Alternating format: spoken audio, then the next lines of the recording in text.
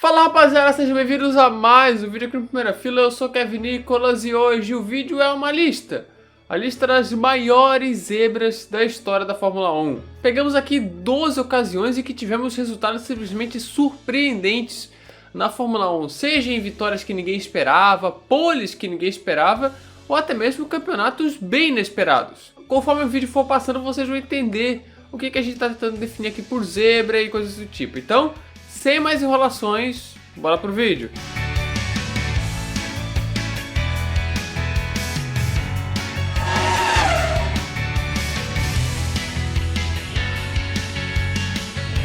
Começamos com uma zebra dos anos 70, que inclusive é uma das mais marcantes. Jean-Pierre Beltoise, no alto de seus 35 anos e que já tinha alguns problemas na carreira, que ia de um braço quebrado até mesmo a licença de piloto suspensa em 71. Ele largaria da quarta posição no GP de Mônaco de 1972. Para você ter uma ideia, naquele ano Beltoise apenas largou 4 vezes no top 10 com sua BRM. BRM que já tinha conquistado um título em 1962 com Graham Hill, mas que ali nos anos 70 já estava um pouco decadente. E em 72, um dos companheiros do Beltoise na BRM era ninguém mais, ninguém menos que Helmut Marko, ele mesmo que está na Red Bull hoje em dia. Então no dia da corrida caiu um temporal em Mônaco e aí Beltoise aproveitou a situação como ninguém. O pole era Emerson Fittipaldi, mas ele perderia a liderança logo na largada para um espetacular Beltoise que pulou logo ali para a ponta. Ele pilotou muito naquele dia, apesar de estar com uma BRM bem abaixo e em condições de chuva. E mesmo com o Jack Hicks ali em segundo, que era ótimo em condições de pista molhada, Beltoise controlou muito bem a corrida e se encaminhou para vencer a sua primeira e única vitória na Fórmula 1. Beltoise com a BRM que não era o carro de ponta e nem era muito bom, que já era um veterano de 35 anos, venceu a sua única corrida da carreira de forma bem inesperada.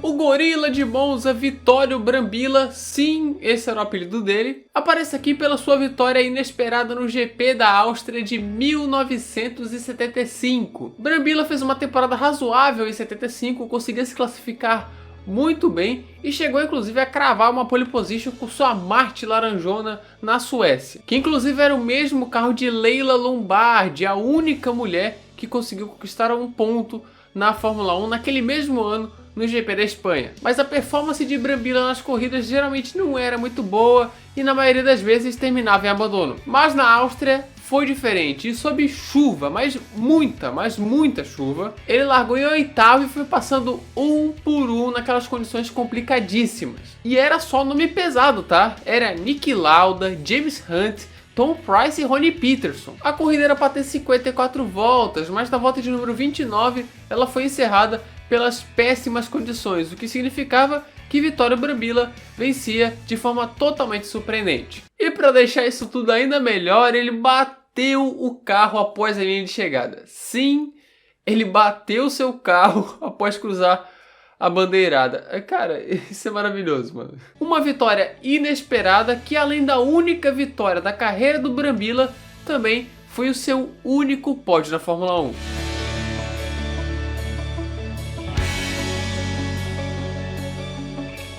Essa daqui todo mundo sabe, mas não podia faltar. Olivier Panis no GP de Mônaco de 1996. A Fórmula 1 chegava em Mônaco em 96 com domínio total da Williams até aquele momento no campeonato, com Damon Hill principalmente e Jacques Villeneuve. Mas quem cravou a pole position foi Michael Schumacher de forma espetacular. Mas na corrida abandonaram Jos Verstappen, Giancarlo Fisichella, Pedro Lamy, Rubens Barrichello, Michael Schumacher, Kiko Katayama, Ricardo Rossetti, Pedro Paulo Diniz, Gerhard Berger, Martin Brundle, Damon Hill, Jean Alesi, Luca Badoer, Jacques Villeneuve, Ed Irvine, Mika Häkkinen, Mika Salo e Hans Harald Frentzen.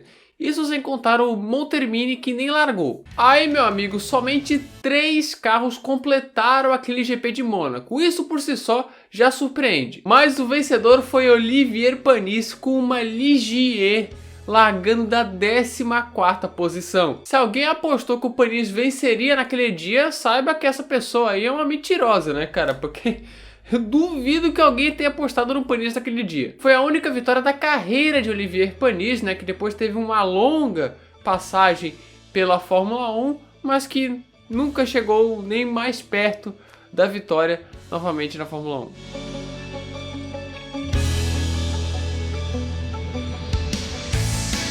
Agora não vai ser uma vitória, vai ser uma quase vitória. Mas você deve estar se perguntando, pô, Kevin, o Damon Hill é campeão do mundo, ele era bom piloto, por que ele tá aqui como zebra? Bem, eu vou explicar. Hill foi o campeão de 96 com a Williams e em 97 ele decidiu se aventurar e aí assinou com a Arrows. E aí ele foi presenteado com uma carroça, um carro muito ruim, um carro que era de meio para fim de pelotão. Era tipo o que a Williams é hoje. Mas no GP da Hungria, ele surpreenderia o mundo. Com esse horror de carro, ele conseguiu se classificar em terceiro e na largada já pulou para segundo. E na volta 11, ele passou o Michael Schumacher para assumir a liderança do GP da Hungria. Não o suficiente, ele colocou 30 segundos de vantagem em cima do segundo colocado, que era Jacques Villeneuve, isso tudo em uma Arrows. Mas infelizmente ele acabou sofrendo problemas hidráulicos, faltando 3 voltas para o fim da prova, ficou muito lento e acabou sendo ultrapassado por Jacques Villeneuve na última volta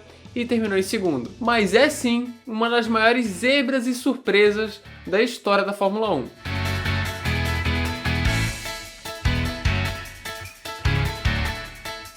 A Stewart em 1999 era um carro decente, era um carro que inclusive chegou a brigar por vitórias com o Rubinho em 2 ocasiões ali no Brasil e na França. Mas dadas as circunstâncias, essa daqui que eu vou falar agora é uma baita zebra. O GP da Europa de 99, que era a antepenúltima etapa da temporada, chegava com 4 postulantes ao título: Mika Häkkinen, Ed Irvine, Hans-Harald Frentzen e David Coulthard. Mas em uma corrida caótica, com chuva e coisa do tipo, ninguém queria ser líder, pelo visto. Os favoritos ou bateram ou tiveram problemas do carro, como foi o caso de Frentzen, de Coulthard, de Fisichella, de Ralf Schumacher. E a liderança caiu no colo de Johnny Herbert, que já tinha 2 vitórias na carreira, mas isso foi com a Benetton de Michael Schumacher. Era uma corrida para Stewart nem pontuar, mas eles estavam com Johnny Herbert em primeiro e Rubens Barrichello na terceira posição. E terminaria assim, com a adição do Trulli de Prost na segunda posição. Um dos pódios mais aleatórios da história e que entra com gosto nessa lista.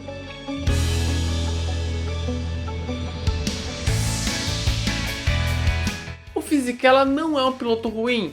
Tá que a passagem dele pela Renault foi bem meia boca, mas ele é um bom piloto. Fisichella era um piloto que sempre batia na trave quando o assunto era vencer uma corrida na Fórmula 1, mas quando menos botavam fé, ele venceu. Fisichella no GP do Brasil de 2013 estava com uma Jordan, que era carro de fim de pelotão. Era um carro bem ruim, mas que sabe-se lá como ele conseguiu largar em 8º. E com chuva, após muitas batidas, pane seca do Rubinho e coisas do tipo, Fisichella, que não tinha parado pela segunda vez, passou o Kimi Raikkonen após o erro do finlandês e tomou a liderança do GP do Brasil. Mas o Fisichella precisava parar e quando ele parasse ele ia perder várias posições. Fisichella estava liderando com Raikkonen em segundo, mas após a batida forte de Webber e Alonso, a corrida teve bandeira vermelha e foi encerrada por ali. E com isso a vitória iria para Kimi Raikkonen. Sim, Kimi Raikkonen. Isso claramente foi um erro ali de cronometragem. Quem era o líder era o Fisichella, até mesmo para os critérios de bandeira vermelha naquela época. E aí quando chegou na prova seguinte em Imola, a Fórmula 1 declarou Fisichella como vencedor do GP do Brasil de 2003 e entregou o troféu lá para ele em território italiano. Que maneira de conseguir sua primeira vitória na Fórmula 1 com uma horrível Jordan. E também tenho que mencionar aqui, que eu não vou colocar na lista, né, mas que é a pole do Fisichella em 2009, né, cara? Pô, fazer uma pole daquelas com uma Force India, cara, isso é fantástico. E de quebra ele ainda terminou em segundo, cara. Então foi um resultado assim gigantesco para a Force India, que inclusive foi o único pódio da Force India até 2014. Aí depois disso eles conquistaram vários pódios.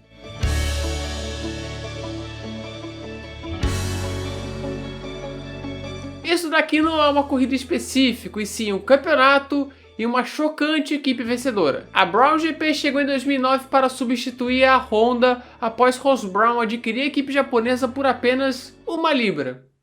Um valor simbólico, né? Só para adquirir mesmo. com expectativa da Brown ser equipe de fim de pelotão. Tipo, essa equipe aí, Brown, nossa, vai mofar no final do grid, cara. Nossa, não vai passar longe dos pontos. E bem, não foi bem assim. Pra falar a verdade, passou bem longe de ser assim. A Brawl GP com seu polêmico difusor duplo conquistou 6 das primeiras 7 corridas com o Jenson Button e depois, na segunda metade, ainda conquistou 2 vitórias com o Rubens Barrichello para dominar a temporada de 2009. O campeão de pilotos foi Jenson Button, o primeiro e único título dele na carreira, e o campeão de construtores foi a Brawl GP. Isso para uma equipe que foi adquirida por 1 libra e que tinha expectativa assim de ser um terrível fracasso, cara. Quer zebra maior que essa? Em apenas um ano, a Brawl GP papou tudo. E em 2010 ela foi adquirida pela Mercedes, ou seja, até hoje aí a Brawl tá papando tudo mesmo. Mas a história da Brawl GP é uma das mais surpreendentes, não só da Fórmula 1, mas também da história do esporte. E óbvio, não podia faltar nessa lista.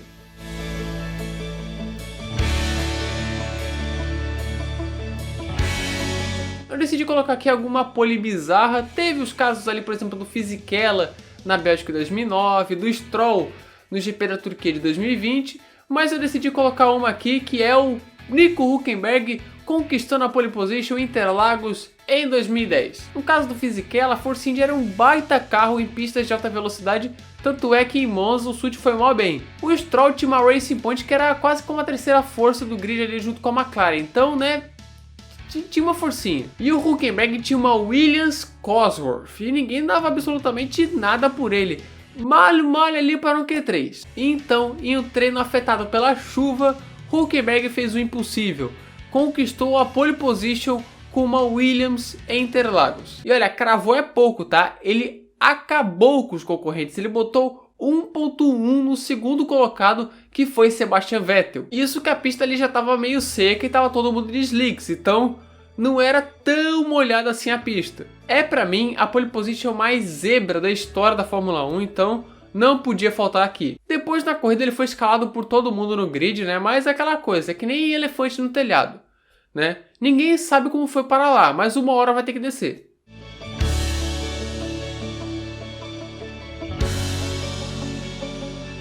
Essa daqui foi o motivo para poder fazer esse vídeo, porque é a vitória do piloto mais inesperado de todos, Pastor Maldonado. Mas se for parar para pensar, é a vitória mais controlada e merecida dessa lista inteira. Maldonado em 2012 estava fazendo um barulhinho ali com um bom carro da Williams, e no GP da Espanha ele se classificou na segunda posição, mas com a desclassificação de Lewis Hamilton ele foi elevado para a pole position. Na corrida ele perdeu a ponta para o Fernando Alonso, mas durante a prova inteira ele se manteve próximo ali do espanhol, a questão de 1 ou 2 segundos.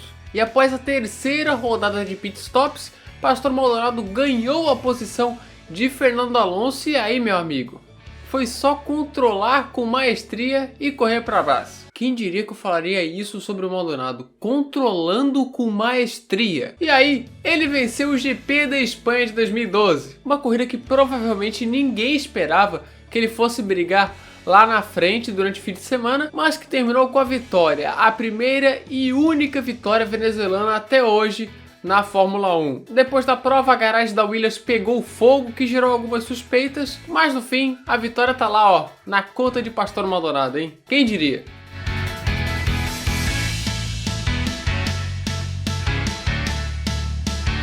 Pierre Gasly, o GP da Itália de 2020, uma corrida das mais legais daquele ano de 2020, que terminou não só com vencedor inesperado, mas também com um pódio inesperado. A temporada de 2020 viu uma Mercedes muito dominante, praticamente toda a corrida era o Hamilton que vencia a prova, e quando não era ele, era o Bottas, com exceção do GP de 70 anos. Mas a Fórmula 1 chegaria em Monza e ali tudo virou de cabeça para baixo. Na largada, Bottas perdeu muitas posições e ali ele ficou empacado e não conseguia recuperar. Quando Magnussen causou o safety car, os boxes ficaram fechados, mas a Mercedes parou o Hamilton mesmo assim. Resultado, Hamilton teria que pagar um stop and go de 10 segundos com o agravante de que logo depois o Leclerc causou uma bandeira vermelha, o que paralisou tudo. Essa bandeira vermelha favoreceu os pilotos que pararam antes do safety car, e nisso daí estava o Gasly, que na largada pulou para segundo e depois, com a punição do Hamilton, ele foi para a primeira posição. E depois foi só segurar o Sainz nas voltas finais e correr para abraço, meu amigo. A primeira vitória da carreira do Gasly, a primeira vitória da AlphaTauri na Fórmula 1 e um pódio com Carlos Sainz e Lance Stroll. Isso é a pura definição de zebra na Fórmula 1.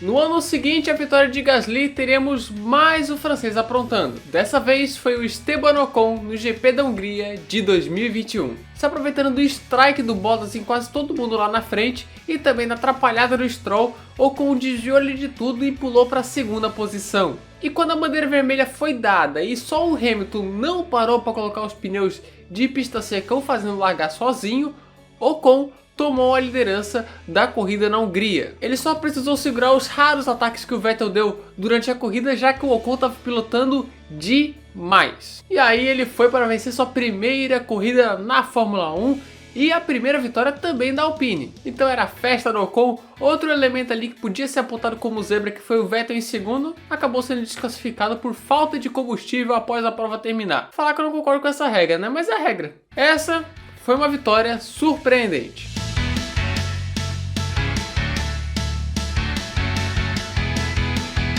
Para finalizar o vídeo, temos o George Russell no GP da Bélgica de 2021. Beleza, a gente sabe que não teve corrida na Bélgica, que teve todo aquele problema, mas aqui nós vamos abordar o que aconteceu no treino classificatório. Sob forte chuva em Spa, Russell conseguiu passar para o Q3 com uma Williams, o que por si só já é muito surpreendente, apesar da gente já saber do grande talento do Russell, mas chegou no Q3 e o boneco Josias decidiu incorporar o Senna. Na última volta do Q3 ele foi empilhando os setores roxos até pegar a pole provisória na frente de ninguém mais, ninguém menos do que Lewis Hamilton de Mercedes. Depois o Verstappen tirou a pole ali do Russell por 3 décimos, mas o Russell terminou na segunda posição naquele treino classificatório espetacular. É um dos resultados mais espantosos em um treino da Fórmula 1. Depois ali no dia seguinte ele acabou pegando o pódio, né? Não teve corrida, mas aí foi mais algo ocasional. Essa é uma zebra para fechar o vídeo com chave de ouro.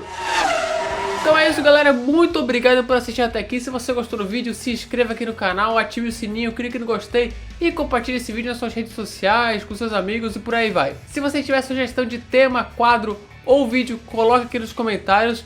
E também, se você acha que tem outra zebra aí que você achou que faltou aqui no vídeo, coloque aqui nos comentários também, tá? Vou ler tudo. Na descrição temos o nosso servidor no Discord, entra lá que tá muito legal. Então é isso, muito obrigado por assistir até aqui e falou!